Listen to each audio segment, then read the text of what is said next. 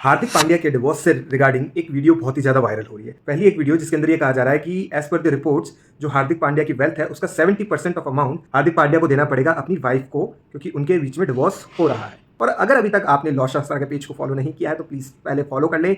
वहीं दूसरी रिपोर्ट ये आ रही है कि एक पुरानी वीडियो है हार्दिक पांड्या की, जिसमें हार्दिक पांड्या ने कहा है कि मेरे नाम पे कुछ भी नहीं है तो मुझे कुछ नहीं देना पड़ेगा अपनी वाइफ को, मेरी सारी प्रॉपर्टी मेरे पेरेंट्स के नाम पे है।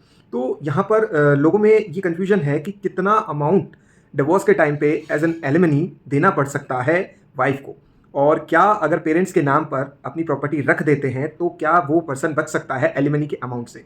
तो यहाँ पर समझने वाली बात ये है कि जब भी एलिमनी कोर्ट डिसाइड करता है तो कोर्ट काफ़ी सारे फैक्टर्स को ध्यान में रखता है। एलिमनी डिसाइड करने के टाइम पर कोर्ट ये देखेगा कि क्या सोर्स ऑफ इनकम है दोनों का, लाइक हस्बैंड का एंड वाइफ का, दोनों का सोर्स ऑफ इनकम कोर्ट देखेगा।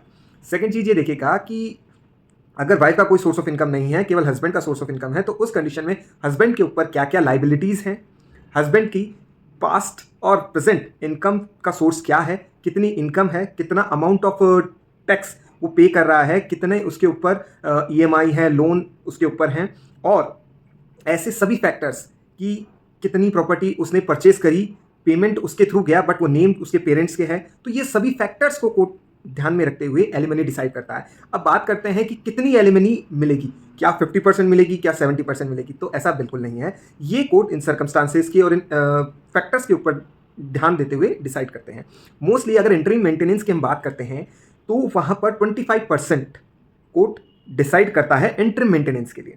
और वहीं अगर हम बात करते हैं परमानेंट एलिमनी की, तो permanent alimony in most of the case में कोई फिक्स अमाउंट नहीं है परसेंटेज का, but in most of the cases ये 1/5 शेयर एंड 1/3 शेयर होता है उस पर्सन की वेल्थ और इनकम का। तो अगर अभी भी आप लोगों के अंदर ये मिसकंसेप्शन है कि क्या 70% मिल जाएगी, अगर क्या पेरेंट्स के नाम पर प्रॉपर्टी रखने से हम एलिमनी देने से बच जाएंगे, तो इसको दूर हटा दो, क्योंकि ऐसा बिल्कुल नहीं होता है। और ऐसी ही और लीगल नॉलेज के लिए लॉ शास्त्र को जरूर फॉलो करें एंड इस वीडियो को सभी के साथ शेयर करें ताकि लोगों का मिसकंसेप्शन दूर हो।